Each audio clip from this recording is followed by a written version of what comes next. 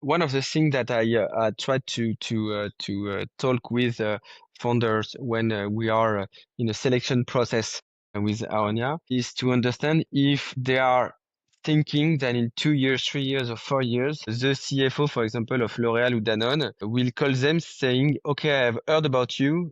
Can we put in place your fintech system, your software into Danone or L'Oréal?" And what I said to them, it will never happen actually.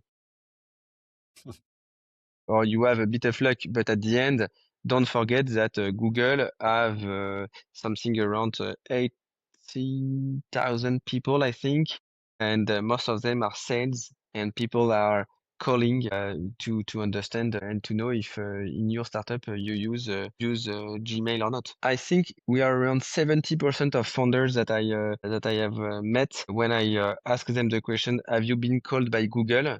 They said yes. So Google called more than 70% of founders of the companies that we back, companies that sometimes and very often have less than 2 years old, to understand and to be sure that they are using Gmail.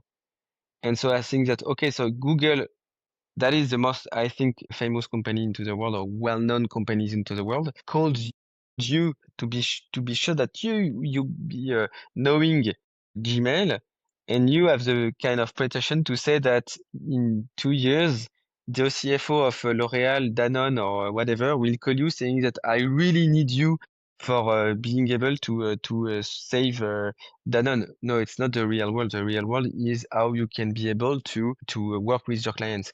And in France, we don't like sales. Most of people are saying that it's not a good thing, and we prefer to be known by your clients. But we forgot that most of the for most of the unicorn, for example, basically are based in direct selling.